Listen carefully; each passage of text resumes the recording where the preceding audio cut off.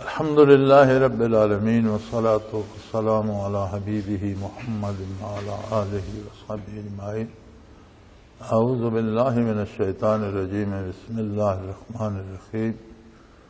يوم تجد كل نفس ما عملت من خير محضرا وما عملت من سوء تود لو أن بينها وبينه أمدا بعيدا ويحذركم الله نفسه واللہ رؤوف بالعباد. قل ان کنتم تحبون اللہ فاتبعونی یحببکم اللہ ویغفر لکم ذنوبکم واللہ غفور رحیم. اللہم سبحانک لا علم لنا الا ما علمتنا انک انت العلیم الحکیم. مولا یا صلی وسلم دائما ابدا علی حبیبک من زانت بہ القلوب.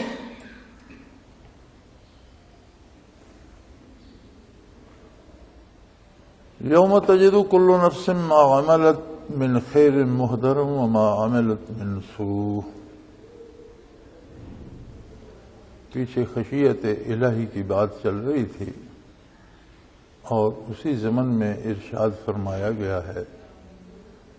کہ روز حشر ایک ایسا دن ہے کہ جس دن تمام اعمال وہ بھلے ہوں یا برے سب سامنے ہوں گے. ہر کوئی اپنے کردار کو اپنے سامنے پائے گا، اس نے اچھا کیا یا برا کیا. اور برائی کرنے والا اس دن یہ آرزو کرے گا کہ کاش میرے اور اس میرے کردار کے درمیان دور دراز کی مسافتیں حائل ہو جائیں. انسانی زندگی دراصل مقصد نہیں ہے، مقصد زندگی کا تعمیر آخرت ہے. دنیا کی زندگی ایک وقتی اور لمحاتی عرصہ ہے جو ایک آزمائش ہے. اللہ کریم نے دنیا کی بے شمار نعمتیں انسان کے سامنے بکھیر دی ہیں اور انسان کو ان سب کا ضرورت مند بھی بنایا ہے. بدن مادی ہے، اس کی غذا دوا سب اسے مادی چاہیے. اور دنیا میں جتنی صورتیں ہمیں نظر آتی ہیں یہ سب مٹی ہی کی مورتیں ہیں. کہیں پھول کھلتے ہیں، کہیں پھل بنتے ہیں، کہیں غلہ اگتا ہے یا چارہ اگتا ہے. جو کچھ بھی ہے مٹی ہی کی مختلف صورتیں ہیں. مٹی ہی کے مختلف عناصر کو اللہ کریم ترتیب دے دیتے ہیں اور مختلف چیزیں بن جاتی ہیں. پھر ان سب کی ہمیں ضرورت بھی ہے. اور مزے کی بات یہ ہے کہ اللہ کریم نے کسی چیز کے استعمال سے منع نہیں فرمایا، بلکہ روئے زمین کی تمام نعمتیں انسان ہی کے لیے بنائی ہیں، مگر ان کا طریقے استعمال اور طریقے حصول عطا فرمایا ہے. کوئی بھی نعمت آپ جائز وسائل سے حلال طریقے سے حاصل کریں اور اسے حدود اللہ کے اندر رہتے ہوئے اس سے استفادہ کریں، اس میں تو کوئی پابندی نہیں ہے. اور پھر مزے کی بات یہ ہے کہ اگر آپ غور فرمائیں گے تو جتنے طریقے حصول رزق کے دین نے بتائے ہیں ان میں مشکل بھی نہیں ہے اور شرمندگی بھی نہیں ہے، اور جتنے طریقے حصول رزق کے دین کے خلاف ہیں وہ مشکل بھی ہیں اور ان میں معاشرے میں شرمندگی کا احساس بھی موجود ہے. کوئی انہیں بھلا نہیں کہتا. تو انسان کے ذمے یہ ہے کہ جب وہ دنیا کا کام کرتا ہے، محنت کرتا ہے، مزدوری کرتا ہے، کاروبار کرتا ہے، تجارت کرتا ہے، معاملات کرتا ہے، دوستی دشمنی کرتا ہے، تو اس میں نظر یہ رکھے کہ میرے اس کام کے نتیجے میں آخرت میں کیا ہونے والا ہے. اب یہ ایک بڑی مشکل بات ہے کہ بندہ کام تو یہاں دنیا کا کرے، مادی دنیا میں رہتا ہو، لیکن اس کی نگاہ میں اتنی وسعت ہو کہ اس کام کے نتیجے میں آخرت میں جو تعمیر ہو رہا ہے یا آخرت میں جو اجر بن رہا ہے اس پر اس کی نگاہ ہو. تو یہ مشکل حل کر دی آقا نامدار حضرت محمد الرسول اللہ صلی اللہ علیہ وآلہ وسلم نے. اسی طرح تمام انبیاء و رسل نے یہ مشکل حل کر دی اپنے اپنے زمانے میں، اور حضور نبی کریم صلی اللہ علیہ وآلہ وسلم نے ایک ایک عمل کا نتیجہ ارشاد فرما دیا. منصب نبوت ہوتا ہی یہ ہے کہ نبی بشیر بھی ہوتا ہے، نبی نذیر بھی ہوتا ہے. بشیر سے مراد یہ ہے کہ جس کام میں تعمیر آخرت ہو رہی ہے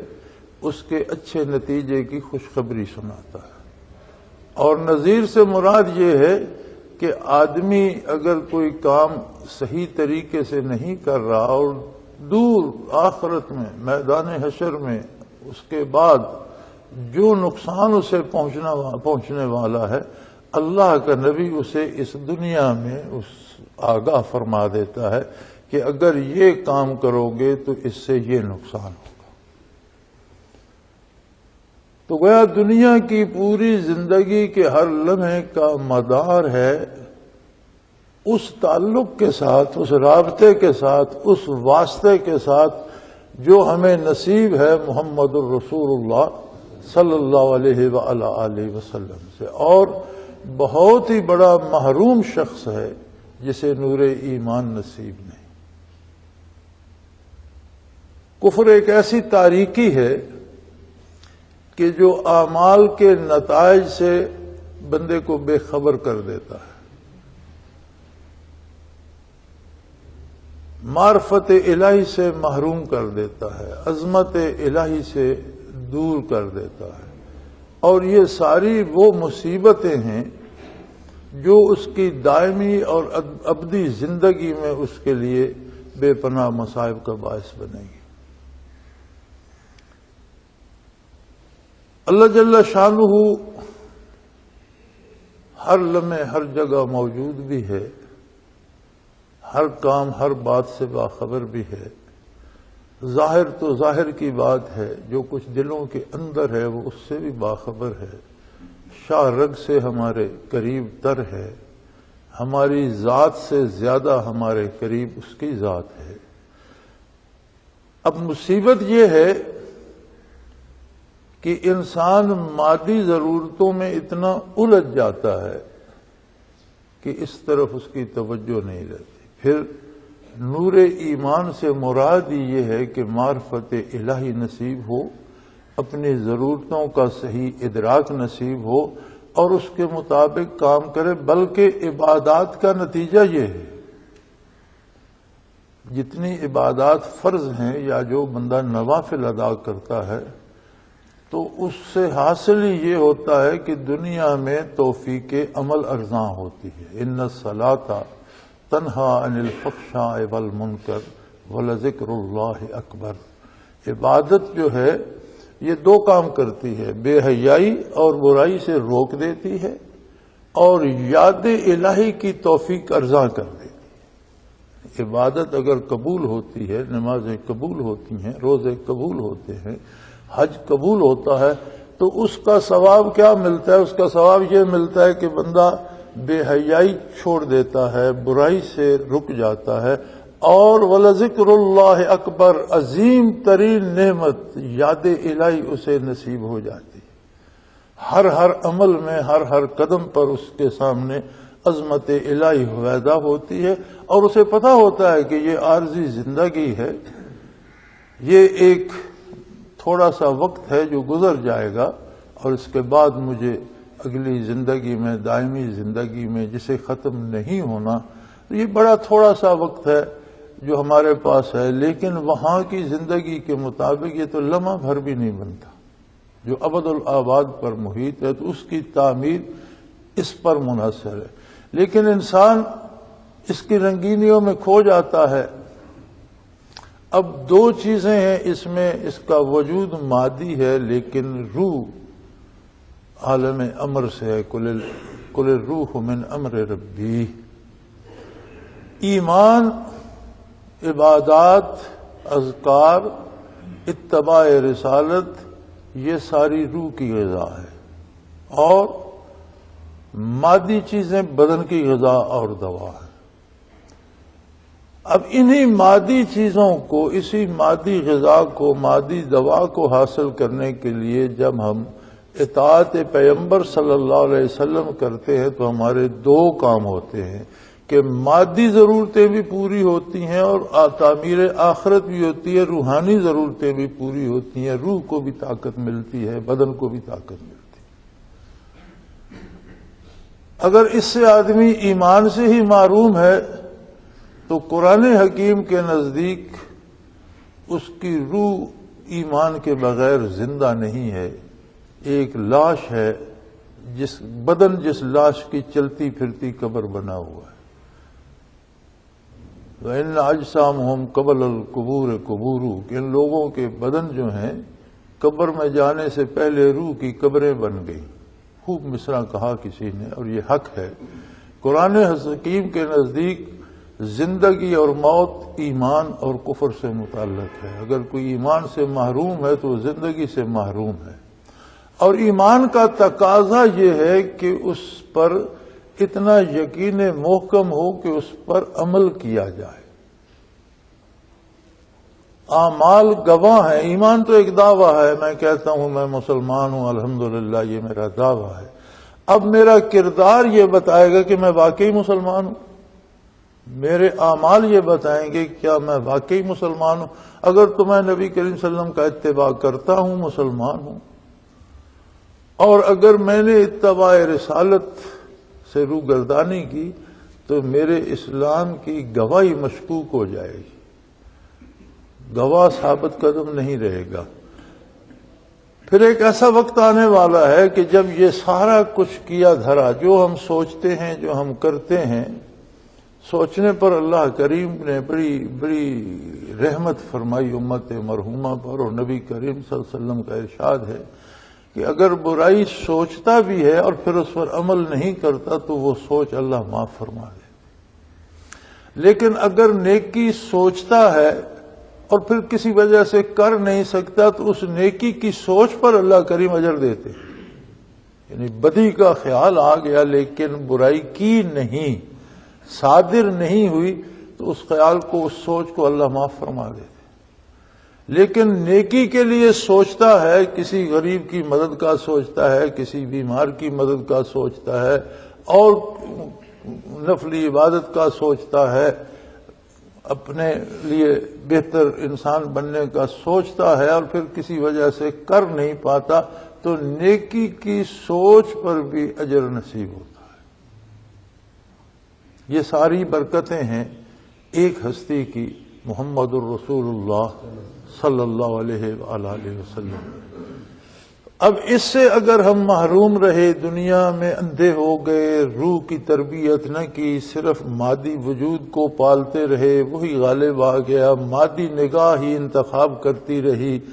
سونا چاندی، خوبصورت چیزیں، دولت، گاڑیاں، اور ہم جائز ناجائز ہر طریقے سے جمع کرتے رہے تو یہ تو سب کچھ رہ جائے گا، کتنا کوئی ساتھ لے جائے گا۔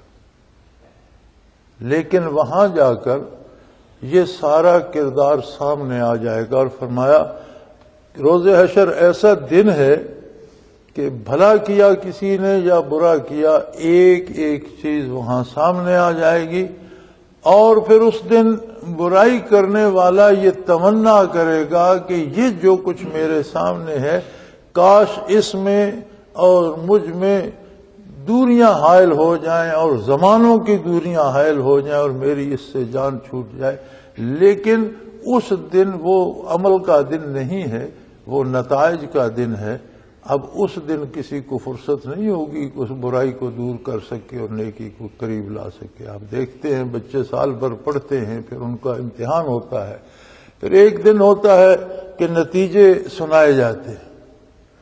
اب جب نتیجہ سنایا جا رہا ہو تو کوئی یہ آرزو کرے کہ مجھے فرصت مل جائے تو میں اب یہ مضمون بڑا یاد کر لوں گا، تو وہاں تو فرصت ختم ہو چکی ہوتی ہے۔ اب جو کچھ اس نے کیا ہے اس کا نتیجہ سامنے آنا ہے، وہاں کام کرنے کی فرصت نہیں ہوتی۔ سو فرمایا روز حشر عالم یہ ہوگا کہ دنیا میں تو بندہ ہرس میں آ کر بھاگ بھاگ کر برائی لپک لپک کر کرتا ہے، وہاں یہ آرزو کرے گا کہ کاش میرے برے کردار میں اور میرے درمیان کوسوں دوریاں ہو جائیں اور یہ مجھ سے دور چلا جائے۔ فرمایا اسی لیے اللہ کریم فرماتے ہیں وَيُحَذِّرُكُمُ اللَّهُ نَفْسَهُ، اللہ تمہیں اپنی عظمت سے، اپنی عظمت کا خیال رکھنے کی ہدایت فرماتا ہے، اس بات سے ڈراتا ہے کہ ایک عاجز مخلوق ہو کر مالک الملک کی نافرمانی نہ کرو، اتنی جرأت نہ کرو۔ کتنی بڑی دیدہ دلیری ہے کہ ایک عاجز مخلوق ہو کر ہر دم سانس لینے کا محتاج، پلک جھپنے کا محتاج، دیکھنے سننے کا محتاج، زندہ رہنے کا محتاج، کھانے پینے کا محتاج، ہوا اور ہر پانی کا محتاج، ہر طرف احتیاج ہی احتیاج ہے، اور رب العالمین کی ہستی ہے جو سب کی ضرورتیں پوری فرما رہا ہے، اور اسی سے بگاڑ مت بناؤ، اس کی ذات کا ایک احساس، ایک عظمت دل میں رکھو کہ میں کس کی نافرمانی کر رہا ہوں۔ واللہ رؤوف بالعباد، اگر تم اللہ کی عظمت کا احساس رکھو تو وہ تو لوگوں سے درگزر کرنے والا اور ان پر رحم کرنے والا ہے، اپنے بندوں پر مہربانی کر کے خوش ہوتا ہے، اپنے بندوں پر کرم فرما کے خوش ہوتا ہے، اپنے بندوں سے اگر خطا ہو جائے تو وہ توبہ کریں تو ان کے لیے باب رحمت کھلا ہے، باب توبہ کھلا ہے، وہ انہیں قبول فرماتا ہے۔ اللہ تو اتنا کریم ہے کہ کتنے بھی دور چلے جاؤ تو ایک دفعہ خلوص دل سے یہ اقبال کر لو کہ اللہ میں غلط کر رہا تھا، میں توبہ کرتا ہوں، مجھے توفیق عطا فرما، میں تیری اطاعت کروں، تو وہ آدمی کو اپنے پاس لے آتا ہے، وہ دوریاں ختم کر دیتا ہے، وہ لفظ سے معاف فرما دیتا ہے۔ جب اتنا وسعت ہے، اتنی وسعت ہے اس کے کرم میں، اور اتنی اس کی جود و سخا وسیع تر ہے، تو پھر بڑا ہی کوئی محروم القسمت انسان ہے کہ جو پھر بھی جہنم کا ایندھن بننے کے لیے تیار ہے، اور پھر بھی برائی پہ بضد ہے اور توبہ کر کے رجوع اللہ نہیں کرتا۔ اب توبہ کیا ہے اور رجوع اللہ کیا کیا جائے اور اللہ کو کس طرح راضی کیا جائے؟ اللہ کریم کے رسول صلی اللہ علیہ وآلہ وسلم نے فرمایا ان کنتم تحبون اللہ فاتبعونی، اگر تمہیں اللہ کی عظمت کا احساس ہے، اگر تمہیں احسانات الہی یاد ہیں، تو جو بھی ضرورت میں کام آتا ہے، جو بھی مشکل میں ہاتھ تھامتا ہے، جو کوئی بھی ہماری ضرورت وقت مدد کرتا ہے، ہم اسے کتنا اچھا سمجھتے ہیں۔ اور ایک ایسی ہستی جس نے ہمیں عدم سے وجود دیا اور پھر ہمیں نہ صرف حیات دی، بے پناہ نعمتیں دیں اور بے شمار نعمتیں نچھاور کیے جا رہا ہے، پل پل اس کا احسان ہے، بھلا اس سے محبت کیوں نہیں کریں گے؟ جو ہمارے جیسا انسان کسی مشکل وقت میں ایک ضرورت پوری کر دیتے ہیں، ہم اس پہ فریفتہ ہو جاتے ہیں کہ بہت بہترین بندہ ہے، میرا بہت اچھا، میرا بڑا مہربان ہے، ہم ساری عمر اس کے ممنون و مشکور رہتے ہیں۔ اور وہ ہستی جس نے عدم سے وجود دیا، بے پناہ صلاحیتیں دیں، بے پناہ نعمتیں ہمارے ارد گرد بکھیر دی، ہمیں عزت دی، ہمیں اولاد دی، ہمیں گھر دیا، ہمیں زندگی اور حیات دی، اور بے شمار نعمتیں جن کو ہم گن نہیں سکتے، اتنی نعمتیں وہ ہمیں عطا کیے جا رہا ہے، مسلسل کیے جا رہا ہے، بھلا اس سے محبت کیوں نہیں ہوگی؟ اور اگر یہ احساس زندہ ہے، ضمیر میں یہ بات زندہ ہے، تو حضور اکرم صلی اللہ علیہ وسلم نے فرمایا کہ اگر یہ بات ضمیر میں زندہ ہے تو بڑا آسان سا راستہ ہے، فاتبعونی، میرے نقوش کف پا پہ چلتے چلے آؤ، بالکل سیدھا سا راستہ ہے۔ کوئی اس میں الجھاؤ نہیں۔ اور مزے کی بات یہ ہے کہ نبی کریم صلی اللہ علیہ وآلہ وسلم کی حیات طیبہ ہر آدمی کے لیے قابل عمل ہے۔ آپ نے زندگی اس انداز میں گزاری کہ جس میں غریب سے غریب تر اور مزدور اور فقیر بھی اپنی زندگی گزار سکتا ہے۔ ایک عام آدمی سے لے کر حضور نے اجرت پر بھی بکریاں چرائیں، اب اس سے زیادہ کم تر درجہ کیا ہوگا انسانیت میں اور معاشرے میں کہ نبی کریم صلی اللہ علیہ وسلم بچپن میں اجرت پر بھی بکریاں چراتے تھے۔ ایک کتاب ہے محمد الرسول اللہ،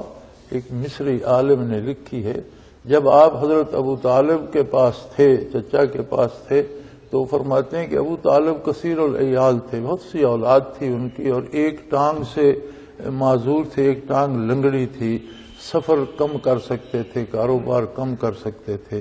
تو مفلوق الحال تھے، غریب تھے۔ تو نبی کریم صلی اللہ علیہ وآلہ وسلم حالانکہ اکثر لکھ تو یہ دیتے ہیں کہ ابو طالب نے نبی کریم صلی اللہ علیہ وسلم کی پرورش فرمائی، لیکن بات حق یہ ہے کہ اس وقت بھی حضور اکرم صلی اللہ علیہ وسلم اجرت پر بکریاں چرا کر اجرت چچا کو ابو طالب کو دیتے تھے۔ اس اجرت پر بکریاں چرانے کی مزدوری سے لے کر ریاست اسلامیہ کے سربراہ تک نقوشے کف پا بکھرے ہوئے۔ تجارتی قافلوں کے ہم رکاب حضور صلی اللہ علیہ وسلم نے سرفراز فرمایا، تجارتی قافلوں کو اپنی ہمراہی سے حضور نے تجارت کی، حضور اکرم صلی اللہ علیہ وسلم نے ہجرت کی، حضور نے عبادت کی، حضور صلی اللہ علیہ وسلم نے تکلیفیں برداشت کہیں، ظلم سہے اور حق پر قائم رہے۔ حضور اکرم صلی اللہ علیہ وسلم کے سامنے دنیا کے لالچ پیش کیے گئے۔ اہل مکہ نے کہا کہ آپ نے ہمیں ایک نیا مذہب کھڑا کر کے پریشان کر دیا ہے، اور ایک بات بڑی قابل توجہ ہے کہ اہل مکہ مذہب کے خلاف نہیں تھے، وہ اس بات سے خفا نہیں تھے کہ آپ کہتے ہو اللہ ایک ہے، آپ مانو اللہ ایک ہے، اس بات سے خفا تھے کہ ہمارے بتوں کو جھوٹا کیوں کہتے ہو۔ اس بات سے خفا نہیں تھے کہ آپ نماز پڑھتے اور ہم بتوں کی پوجا کرتے ہیں، چونکہ مکہ مکرمہ میں تو کم و بیش دنیا کے ہر مذہب کے ماننے والے موجود تھے، بے شمار مذاہب تھے، ہر کوئی اپنا اپنا کرتا تھا، کوئی بتوں کو پوجتا تھا، کوئی جنوں کو پوجتا تھا، کوئی فرشتوں کو خدا کی بیٹیاں مانتا تھا، کوئی سورج کو پوجتا تھا، کوئی آگ کو پوجتا تھا، اور کوئی عیسائی تھا، کوئی یہودی تھا، کوئی کسی کو بھی نہیں مانتا تھا۔ یہ سارے نظریات مکہ مکرمہ میں اس لیے موجود تھے کہ ان لوگوں کی معیشت ہی سفروں پر منحصر تھی، تجارتی سفر کرتے تھے، دنیا کے گوشے گوشے میں جاتے تھے، ہر طرف سے کسی نہ کسی نے کوئی مذہب اختیار کیا اور وہ لے آیا، اور مکہ میں تو بے شمار مذاہب تھے، لیکن معاشرت جو تھی، جو رہن سہن تھا،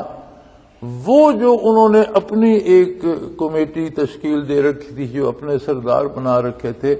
وہ سارا جو معاشرتی ڈھانچہ تھا وہ اس کے تابع تھا۔ ہر مذہب کے ماننے والا معاشرتی ڈھانچے کا حصہ تھا، رہن سہن ان کا، خرید و فروخت، وہ سود کھاتے تھے، یا انہوں نے پیشہ ور عورتیں رکھی ہوئی تھیں، یا لوگوں کو پکڑ کر غلام بنا کر بیچتے تھے، یہ جو بھی قباحتیں تھیں اس سے روکتا کوئی نہیں تھا، اپنے اپنے مذہب پہ تھے لوگ،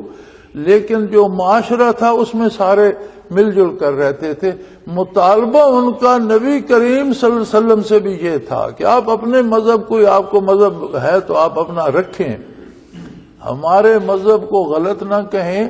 اور معاشرے میں تفریق نہ کریں۔ جس طرح ہم جوا کھیلتے ہیں، شراب پیتے ہیں، مسلمان بھی جوا کھیلیں، شراب پئیں، جس طرح ہم پیشہ ور عورتوں کے پاس جاتے ہیں، مسلمان بھی جائیں، جس طرح ہم لوگوں کے بچے پکڑ کر غلام بنا کر بیچ آتے ہیں، مسلمان، یعنی معاشرے میں آپ ہماری سوال اس وقت بھی یہ تھا کہ روشن خیال ہو جاؤ، کلمہ پڑھتے رہو، نمازیں پڑھتے رہو۔ اس تاریکی کو وہ لوگ روشنی کہتے تھے، اور اس کام کے لیے انہوں نے نبی علیہ الصلوۃ تو جب تنگ آئے، سارے ہیلے کر چکے، تو ایک ہیلا انہوں نے یہ کیا، سرداران مکہ جمع ہو کر حضور صلی اللہ علیہ وسلم کی خدمت عالی میں حاضر ہوئے، اور انہوں نے 3 باتیں رکھی۔ کہ اگر آپ کے دل میں اس مذہب کے راستے سے اور مذہب کو ذریعہ بنا کر حکمران بننے کا خیال ہے تو آپ مذہب بھی رکھیں، معاشرت میں ہمارے ساتھ مل جائیں، ہم آپ کو پورے جزیرے عرب کا بادشاہ مان لیتے، ہم تمام قبائل عرب کو جمع کر کے آپ کی حکومت کا اعلان، آپ کو شہنشاہ مان لیتے ہیں، آپ کی حکومت تسلیم کر لیتے ہیں۔ اگر آپ کو دولت جمع کرنے کا خیال ہے کہ یہ مذہب کے حوالے سے میں دولت مند ہو جاؤں گا اور لوگ مجھے نظر نیاز دیں گے اور پیسے جمع ہو جائیں گے، تو ہم پورے عرب کے قبائل سے اتنی دولت جمع کرتے ہیں کہ عرب میں کسی دوسرے شخص کے پاس اتنی دولت نہ ہو اور آپ کی خدمت میں پیش کر دیتے ہیں۔ اگر آپ کا یہ خیال ہے کہ کسی سردار کی بیٹی سے یا کسی حسین عورت سے آپ شادی کرنا چاہتے ہیں تو وہ بھی ہم حاضر ہیں، آپ اشارہ فرمائیں، ہمیں جو ہیلا بھی کرنا پڑا ہم اس خاتون سے آپ کی شادی بھی کرا دیں گے، لیکن آپ معاشرے میں ہماری مخالفت ترک کر دیں۔ معاشرے میں جیسے مل جل کر بے شمار مذاہب میں اور سارے مل جل کر رہتے ہیں، آپ اور آپ کے ماننے والے بھی اسی طرح رہیں۔ آپ ہمارے مذاہب کو غلط کیوں کہتے ہیں اور آپ کہتے ہیں کہ اس طرح جو شراب پینا ہے یہ حرام، اس درست نہیں ہے، یا یہ بدکاری کرنا درست نہیں ہے، یہ عورتوں نے گھروں پہ جھنڈے لگا رکھے ہیں، لوگ پیسے دے کر بدکاری کرتے ہیں، یہ درست نہیں ہے، یا 2 مہینے 3 مہینے کے لیے سفر پر جاتے تھے تو 2 مہینے کی شادی کر لیتے تھے، 2 مہینے بعد اسے چھوڑ دیتے تھے، اس کے پیسے دیے، 2 مہینے کی شادی کر لی، لے گئے ساتھ، واپس آئے، وہ اپنے گھر چلی گئی۔ اس طرح کی قباحتیں، جوا کھیلتے تھے، غریب غرباء کو پکڑ کر ان کے بچے بیچ دیتے تھے، غلام در غلام وہ چلتے رہتے تھے، لوٹ مار کرتے تھے، قتل و غارت گری کرتے تھے۔ تو اس معاشرے کو آپ نہ چھیڑیں، یہ بڑا روشن خیال اور خوش دل معاشرہ ہے اور اس میں ہر کوئی سمایا ہوا ہے، تو آپ اسے محدود کر رہے ہیں، آپ اس میں تنگی دے رہے ہیں لوگوں کو، یہ نہ کریں۔ آپ صلی اللہ علیہ وسلم کا جواب عالی یہ تھا کہ یہ جو کچھ تم نے کہا یہ تو تمہارے بس میں ہے، تم کر سکتے، جو تمہارے بس میں نہیں ہے اگر تم وہ بھی کر گزرو کہ میرے ایک ہاتھ پہ سورج لا کر رکھ دو اور ایک ہاتھ پر چاند لا کر رکھ دو، اگر تم یہ بھی کر گزرو تو اللہ کی قسم میں اللہ کی بات کہتا رہوں گا، تمہارے روکے نہیں رکوں۔ جو کچھ مجھے میرا رب حکم دیتا ہے میں وہ سناتا رہوں گا، مجھے تم سے دشمنی نہیں ہے، مجھے تم سے محبت ہے، تم سمجھ نہیں پا رہے، تم تباہی کی طرف جا رہے ہو، جسے تم روشنی کہتے ہو یہ ظلمت ہے، یہ اللہ کی ناراضگی میں روشنی نہیں ہے، بے حیائی میں روشنی نہیں ہے، فحاشی میں روشنی نہیں ہے، بظاہر تمہیں چکا چوند نظر آتی ہے لیکن وہ کسی نے کہا تھا کہ اندھیر ہو رہا ہے بجلی کی روشنی میں، یہ سب کچھ اندھیر ہے۔ تو فرمایا میں تو اللہ کی بات کرتا رہوں گا، اور امت کو فرمایا کہ تم اگر اللہ کے احسانات کا احساس تمہارے اندر زندہ ہو گیا ہے، فاتبعونی، میرے نقوش کفے پا پہ چلو، قل ان کنتم تحبون اللہ فاتبعونی یحببکم اللہ ویغفر لکم ذنوبکم واللہ غفور الرحیم۔ اللہ کریم نے حکم دیا اپنے حبیب صلی اللہ علیہ وسلم کو کہ میرے حبیب اعلان فرما دو۔ ایک بہت مشکل مسئلہ تھا کہ ہم دار دنیا میں ہیں، اللہ کو مانے بھی تو ایمان بالغیب ہے، اس دنیا میں دنیا کی اس نگاہ سے اللہ کو دیکھنا ممکن نہیں ہے، کیونکہ یہ مادی ہے، مخلوق ہے، اور اس میں اتنی وسعت اللہ نے دی نہیں ہے۔ وہ چاہے تو اسے وسعت دے دے اور قیامت کو دے دے گا، مومنین اللہ کی جمال کا نظارہ کریں گے، لیکن وہ عالم دوسرا ہوگا، نگاہ جو ہے وہ وہاں فرمایا تمہاری نگاہ فولادی بنا دی ہے، مضبوط بصر کل یوم حدید، آج تمہاری نگاہ کو فولادی قوت دے دی ہے، تو وہ عالم دوسرا ہوگا۔ یہاں دیکھا فرشتے نظر نہیں آتے، آخرت نظر نہیں آتی، جنت دوزخ سامنے نہیں ہے، تو اگر یہ سب چیزیں سامنے تو ہوتی تو پھر کس کی جرت تھی کہ جنت کو چھوڑ کر دوزخ کی طرف سفر کرتا؟ امتحان ہی یہی ہے کہ ان سب چیزوں کی حقیقت سے اللہ کے حبیب صلی اللہ علیہ وسلم نے مطلع فرما دیا۔ اب بات اعتبار کی ہے، جسے ہم ایمان بھی کہتے ہیں، یہ اعتبار ہے محمد الرسول اللہ صلی اللہ علیہ وسلم کی ذات والا صفات پر، جسے حضور پر اعتبار آ گیا اور اس کے دل میں یہ تمنا جاگ اٹھی کہ میرا زندگی کا سفر اللہ کی رضا کی جانب ہو، اللہ کی خوشنودی کی جانب ہو، جنت کی جانب ہو، اللہ کی ناراضگی سے بچوں، آخرت کے عذابوں سے بچوں، آخرت کی تباہی سے بچوں۔ تو وہ کیا کرے؟ چونکہ یہاں تو قدم قدم پر کہیں لین دین ہے، کہیں معاملات ہیں، کہیں رشتہ داری ہے، کہیں خرید و فروخت ہے، کہیں لڑائی بھڑائی ہے، کہیں زراعت کھیتی باڑی ہے، کہیں مزدوری ہے، کہیں ملازمت ہے۔ زندگی کے اتنے جھمیلے ہیں کہ ہر لمحے ہر بندہ کچھ نہ کچھ کر رہا ہوتا ہے، حتیٰ کہ ہم سو جاتے ہیں تو سونے تک، آنکھ لگنے تک ہمارا دماغ کہیں نہ کہیں الجھا ہوا ہوتا ہے کہ وہ کیسے ہوگا، وہ کیا ہوگا، فلاں ناراض ہو گیا، فلاں سو جاتے ہیں، بدن سو جاتا ہے تو دماغ پھر بھی خوابیں ہمیں دکھا رہا ہوتا ہے کہ یہ ہو گیا، یہ اس قدر ہم اس میں الجھے ہوئے ہیں کہ ہمارا ایک ایک لمحہ کسی نہ کسی کام کی نظر ہو رہا ہے۔ اس سارے جھمیلے میں یا رسول اللہ ہم ہر قدم پر کیا فیصلہ کریں کہ ہمیں کیا کرنا ہے کیا نہیں کرنا؟ فرمایا بہت آسان ہے، کوئی مشکل نہیں اس میں۔ ان کنتم تحبون اللہ، اگر تمہیں عظمت الہی کا احساس و ادراک نصیب ہوا ہے، فاتبعونی، تو میرا اتباع کر۔ میں نے بھی زندگی گزاری ہے، ایک وہ ہستی جو باعث تخلیق کائنات ہے، ایک وہ ہستی جو انبیاء اور رسل کی امام ہے، ایک وہ ہستی فرشتے جس کے در کے دربان ہیں، ایک وہ ہستی کہ جس کا قدم جہاں پڑ جائے حیات آفرین ہے، جس کے خاک پا بھی حیات آفرین ہے، ایک وہ ہستی کہ اللہ کے بعد کائنات کی ساری ہستیوں سے بزرگ و برتر ہے۔ فرمایا اس عظمت کے ساتھ، اپنی اس بلندی مقام کے ساتھ، پوری کائنات میں اللہ کے بعد بزرگ تر ہونے کے ساتھ میں نے زندگی گزاری ہے، میں نے مزدوری کی ہے، میں نے ملازمت،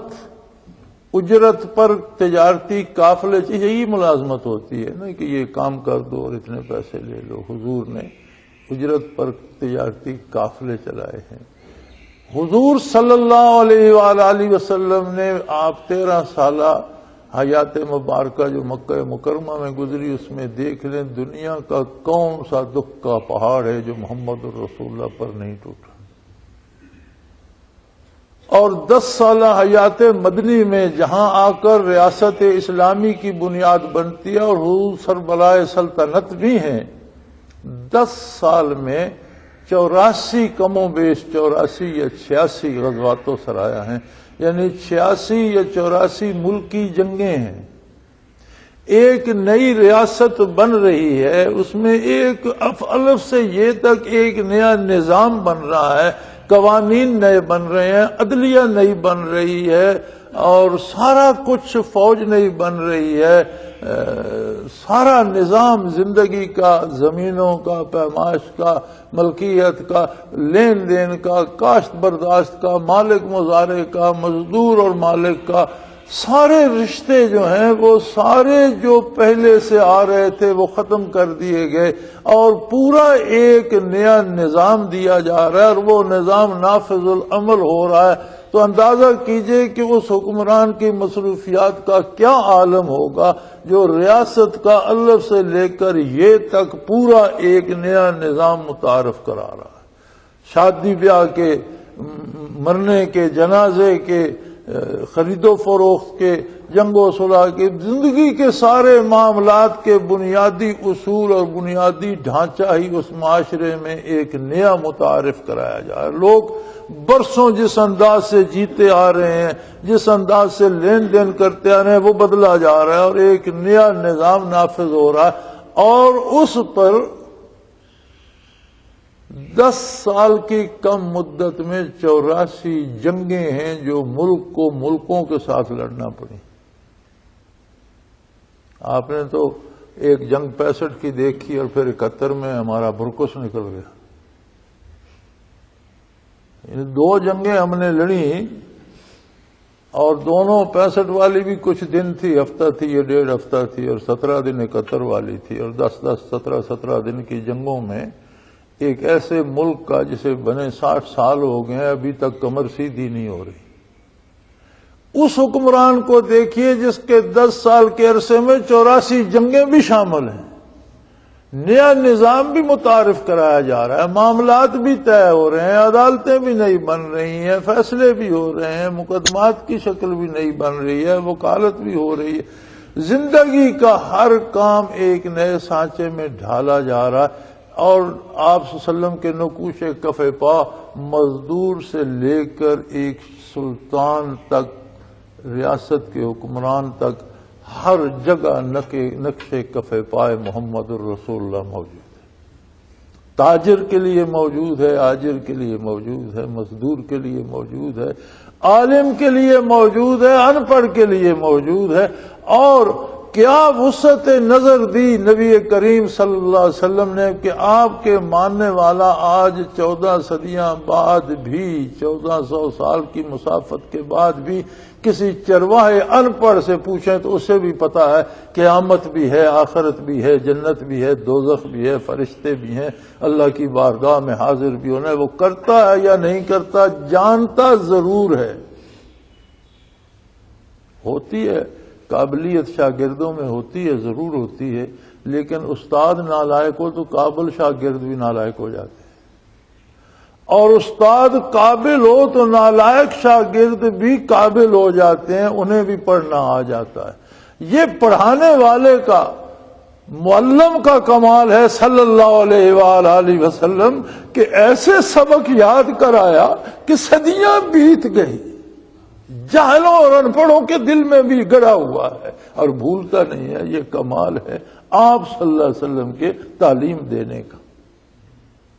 جس ہستی کے اسباق اتنا گہرا اثر رکھتے ہیں کہ قیامت تک یہ پڑھائے ہوئے اسباق محمد الرسول اللہ کے چلتے رہیں گے، دین ختم نہیں ہو۔ جب تک دنیا آباد ہے تب تک آپ کی تعلیمات چلتی رہیں گی۔ تو فرمایا میری زندگی تو آسان ترین بھی ہے، فاقہ اگر تجھے ہے تو فرمایا میرے پیٹ کو دیکھ، میری ذات کو دیکھ، کائنات جس کی خاطر بنی ہے میں فاقے کرتا ہوں۔ تیری غربت ہے تو میرا لباس دیکھ، تجھے تنگی ہے تو مجھ پر جو تنگیاں کفر کی طرف سے اور دشمنوں کی طرف سے آئیں ذرا ان کا اندازہ کر، شیب ابو طالب میں جھانک کر دیکھ، مکہ مکرمہ کو دیکھ، تو کیا اللہ کے حبیب نے ان مشکلوں سے، مصیبتوں سے، فاقوں سے تنگ آ کر سمجھوتا کیا تھا؟ پھر تو جب حضور کا امتی کہلاتا ہے تو قدم قدم پر سمجھوتے کیوں کرتا ہے؟ کسی سے ڈر کر، کسی لالچ میں آ کر۔ 2 ہی باتیں ہوتی ہیں، یا آدمی کسی سے خوفزدہ ہو کر غلط راہ پہ نکل جاتا ہے یا کسی لالچ میں آ کر نکل جاتا ہے۔ فرمایا لالچ کی بھی مشرکین مکہ نے پیشکش کرنے کی حد کر دی اور ظلم کے بھی پہاڑ توڑ کر دیکھ لیا، لیکن نبی کریم صلی اللہ علیہ وسلم کے پائے استقلال کی خاک کو بھی نہ پہنچ سکے۔ جن لوگوں نے حضور پر ایمان لایا وہ کیسے عجیب لوگ تھے کہ سارا زور صرف کرنے کے بعد کسی ایک سے کے منہ سے جھوٹے طور پر بھی حضور کی تردید نہ کروا سکے، ایک ایک لمحہ۔ تو فرمایا تمہیں اگر کامیابی چاہیے، دنیا میں بھی عزت و سربلندی چاہیے، آخرت میں بھی آرام چاہیے، زندگی میں آسودگی چاہیے، فاتبعونی، تو میرے نقوش کف پا کو اپنے لیے پسند کر لو۔ اب اگر ہم حضور صلی اللہ علیہ وسلم کی طرح جینا شروع کر دیں گے تو کیا ہوگا؟ ہم تو بڑے گناہگار ہیں۔ اب مجھے 70 سال بعد خیال آیا کہ میں حضور کا اتباع کر لوں، تو جو 70 سالوں میں ظلم کی ان کا کیا ہوگا؟ 50 سال بعد خیال آیا کہ جی میں توبہ کر کے حضور کی سنت کے مطابق زندگی اختیار کر لوں، تو جو 50 سالوں میں ظلم کی ان کا کیا ہوگا؟ فرمایا جب میرا دامن تھامو گے یغفر لکم ذنوبکم، اللہ سارے گناہ معاف کر دیں۔ جو کر چکے ہو اسے بھول جاؤ، جو تمہارے بس میں نہیں ہے اللہ کے پاس جو لکھا جا چکا ہے، جب تم میرا دامان رحمت تھامو گے تو تم اس کی رحمت کی وسعت کو نہیں سمجھ سکتے، وہ تمہارا ساری کوتاہیاں معاف کر۔ اب اس سے بڑی رعایت کیا ہوگی؟ انبیاء کا اپنا ایک مقام ہوتا ہے۔ مشکات شریف کی شرح ہے، مرکات شرح مشکات۔ مشکات شریف میں ایک حدیث ہے کہ من تشبہ بقوم فہو منہم، او کما قال رسول اللہ صلی اللہ علیہ وسلم، کہ جو جس قوم کی مشابہت، اس کا معاشرتی ڈھانچہ، اس کی طرح رہن سہن، اس کا کردار اپنائے گا، قیامت کو اسی قوم کے ساتھ اسے اٹھایا جائے گا۔ اس مشکات شریف کی شرح ہے مرکات شریف، تو شرح میں انہوں نے ایک واقعہ لکھا ہے اس حدیث کی شرح کرتے ہوئے کہ فرعون کے دربار میں ایک بھانڈ ہوا کرتا تھا جو نقلیں کرتا تھا لوگوں کی اور فرعون کو ہنساتا تھا، تو وہ موسیٰ علیہ السلام کی طرح کا لباس پہن لیتا۔ آپ نے ایک کمبل جیسا ایک بھگل سا ہوتا تھا، اسے درمیان میں سے کاٹ کر وہ اس طرح موسیٰ علیہ السلام نے پہنا ہوا تھا، اور اکثر اوقات اس طرف کانٹے اڑا کر جس طرح پنیں لگائی جاتی ہیں جوڑا ہوا ہوتا تھا۔ ایک دو شاخہ لاٹھی آپ کی ہوتی تھی جو معجزات کا سبب بنی، جس میں بہت معجزات اللہ نے بھر دیے تھے، اور آپ کی زبان میں لکنت تھی۔ تو وہ موسیٰ علیہ السلام جیسا لباس بنا کر ایک دو شاخی لاٹھی لے کر اور ہکلا کر باتیں کرتا تھا اور فرعون کو خوش کرتا تھا، نقلی موسیٰ بنتا تھا۔ صاحب مرکات لکھتے ہیں کہ جب فرعون غرق ہوا تو وہ شاہی مسخرہ تھا، ساتھ تھا، تو سارا لشکر فرعون سمیت غرق ہو گیا، اور موسیٰ علیہ السلام نے دیکھا کہ وہ مسخرہ کنارے پہ کھڑا ہے۔ حالانکہ اس سے حضرت کو بہت ایذا ہوتی تھی، وہ آپ کی نکالی کرتا تھا اور بے پناہ مذاق اڑاتا تھا۔ تو آپ نے عرض کی کہ بار الہا، فرعون تو تباہ ہوا، اس کا لشکر تباہ ہوا، لیکن یہ جسے آپ نے چھوڑ دیا ہے یہ تو مجھے بہت زیادہ ایذا دیتا تھا اور بہت تکلیف ہوتی ہے مجھے اس کی باتوں سے، اور اس نے بہت پریشان کیا مجھے، آپ نے اسے کیوں چھوڑ دیا؟ تو صاحب مرکات لکھتے ہیں کہ اللہ کریم نے فرمایا کہ موسیٰ اس کا حلیہ نقل صحیح، لیکن تیرے جیسا تھا، میری غیرت نے گوارا نہیں کیا کہ نقلی موسیٰ اور فرعون کو اکٹھا ڈبو دوں۔ میں اسے عذاب الگ سے دوں گا، لیکن فرعون کے ساتھ میں نے اس لیے غرق نہیں کیا کہ نقلی صحیح، لیکن بنا ہوا تو تیری طرح ہے۔ اگر انبیاء کی عظمت کا یہ عالم ہے تو پھر کوئی جو محمد الرسول اللہ کی ادائیں اپنا لے، اس کا عند اللہ کیا مقام ہوگا؟ اس لیے فرمایا قرآن نے طے کر دیا، فیصلہ دے دیا کہ تم دامان رسول صلی اللہ علیہ وسلم کو تھام لو، فاتبعونی، میرے نقوش کف پاک کو حرز جاں بنا لو، میری طرح جینا شروع کر دو، میری طرح حلال کمانا، جو میرا حکم ہے، جس طرح میں نے زندگی گزاری تم اس طرح میرے نقوش کف پاک کو اپنا لو، تو جو کچھ کر چکے ہو یغفر لکم ذنوبکم، اللہ تمہارے سارے گناہ معاف کر۔ واللہ غفور الرحیم، کی یقیناً اللہ اتنا مہربان ہے، اتنا معاف کرنے والا ہے اور اتنا رحم کرنے والا ہے کہ تم اس کی بخشش، اس کی رحمت کا اندازہ نہیں، کہ وہ بہت بڑا رحم کرنے والا، بہت بڑا بخشنے والا ہے۔ اور فرمایا انہیں فرما دیجئے قل اطیعوا اللہ والرسول، تمہارے پاس اس کے سوا دوسرا راستہ بھی نہیں۔ سیدھی سیدھی بات ہے کہ اللہ سے محبت کرو، اللہ کی عظمت کا احساس دل میں لاؤ، اللہ کے حبیب سے پیار کرو اور اللہ کے رسول کی غلامی کرو، اطاعت کا راستہ اختیار کر لو۔ اس کے علاوہ اس کے باہر جو کچھ ہے فَإِن تَوَلَّوْا، اگر تم نے اس راستے سے اعراض کیا، اگر تم نے اتباع رسالت کو اہمیت نہ دی،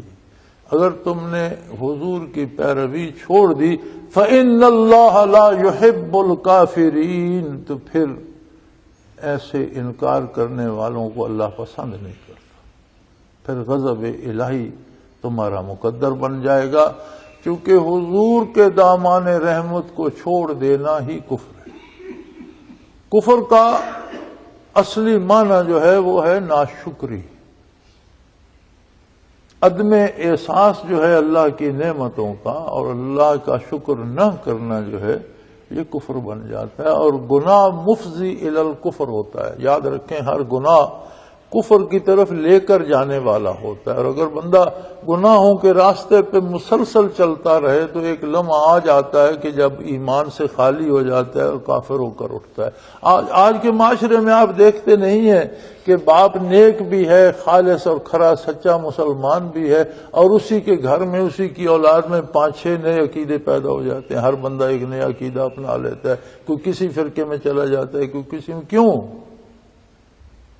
جب آدمی ایمان سے فارغ ہوتا ہے تو وہ کٹی ہوئی پتنگ بن جاتا ہے، پھر اللہ کو پرواہ نہیں ہے کہ وہ کسی بجلی کی تار سے اٹک گیا، یا کسی بجلی کے کھمبے سے اٹک گیا، یا کسی جھاڑی سے اٹک گیا، یا کسی کیکر سے اٹک گیا، یا کسی صحرا میں گر گیا۔ جب ایمان سے گیا تو پھر جتنے گمراہ فرقے ان میں کسی میں چلا جائے اس کی کس کو پرواہ ہے؟ الکفر ملت واحدہ، حضور فرماتے ہیں دنیا بھر کا کفر ایک ہی قوم ہے، ایک ہی ملت۔ تو جس کی پتنگ کٹ گئی، ایمان کی ڈور کٹ گئی، وہ کس کفر میں جاتا ہے اس کی پھر کوئی پرواہ نہیں کرتا۔ اس لیے ہم آج دیکھتے ہیں کہ ایک ایک گھر میں اتنے بندے نہیں ہیں جتنے عقیدے آ گئے، اور جتنے نئے نئے مذاہب داخل ہو گئے، اور جتنے نئے نئے تماشے بن گئے۔ اس سارے کی بنیادی وجہ یہ ہے کہ گناہ اور برائی بندے کو ایمان سے دور لے جاتی ہے اور کفر میں جا گراتی ہے۔ آپ نے کسی بندے کو خلوص نیت سے نیکی کرتے کرتے گمراہ ہوتے نہ دیکھا ہوگا۔ جو بظاہر نیک نظر آتے ہیں اور گمراہ ہو جاتے ہیں وہ بھی اتباع رسالت نہیں کرتے، بلکہ اکثر وہ لوگ ہوتے ہیں جو شیطانی وظائف اور اوراد و اعمال اور لوگوں سے پیسے لینے کے چلے اور وظیفے پڑھتے رہتے ہیں، اور بظاہر بڑے ہمیں پارسا نظر آتے ہیں، کیونکہ نیکی سے کوئی گمراہ نہیں ہوتا۔ نیکی سے تو اللہ کی اطاعت کی توفیق ارزاں ہوتی ہے۔ یہ جو عقیدے کی خرابی ہے یہ نتیجہ ہوتا ہے برائی کا،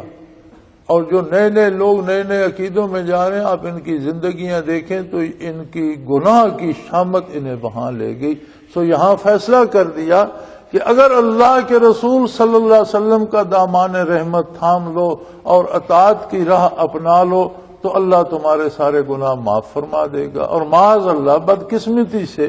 کسی کو یہ احساس نصیب نہ ہوا اور اس نے اللہ اور اللہ کے حبیب صلی اللہ علیہ وسلم کی اطاعت چھوڑ دی،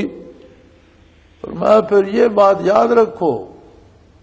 اللہ پھر ایسے لوگوں کی پرواہ نہیں کرتا، اسے پھر کوئی پرواہ نہیں ہے کہ وہ جہنم کے کس گڑھے میں گر رہے ہیں، پھر اسے کوئی اللہ بھی ان جو اللہ کی پرواہ نہیں کرتے، جو محمد الرسول اللہ صلی اللہ علیہ وسلم کے اسوہ حسنہ کی پرواہ نہیں کرتے۔ بھئی دیکھو، ہم سے 1 روپیہ بھی گر جائے تو ہم اس جگہ کو کھود ڈالتے ہیں اور پھر کر تلاش کرتے ہیں یہاں میرا 1 روپیہ گرا۔ کبھی ہم نے یہ بھی کوشش کی ہے کہ یہ کام مجھ سے خلاف سنت ہو گیا، یہاں ایک میری سنت ضائع ہو گئی، مجھ سے نبی کریم صلی اللہ علیہ وسلم کی ایک ادا چھوٹ گئی،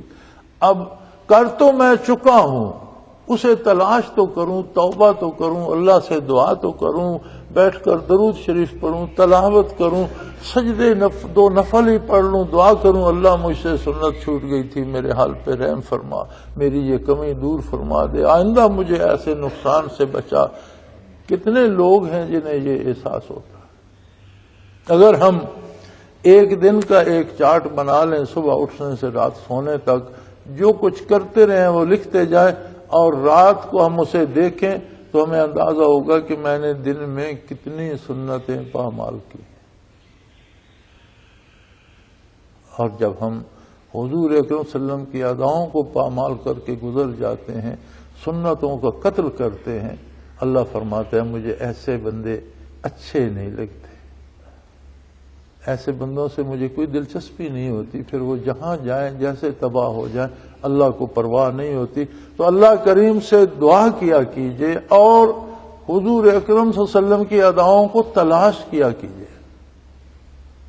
یہ وہ نعمت ہے جو دو عالم میں سرفرازی عطا کرتی ہے، جو دو عالم میں سکون مہیا کرتی ہے، جو دو عالم میں عظمت مہیا کرتی ہے۔ اللہ کریم ہمارے گناہوں سے درگزر فرمائے اور ہمیں حضور کا اتباع نصیب فرمائے، اللہ کے نیک بندوں کے ساتھ زندہ رکھے، نیکی پر موت دے اور حشر میں نیک لوگوں کا ساتھ نصیب کرے۔ وآخر دعوانا الحمدللہ رب العالمین۔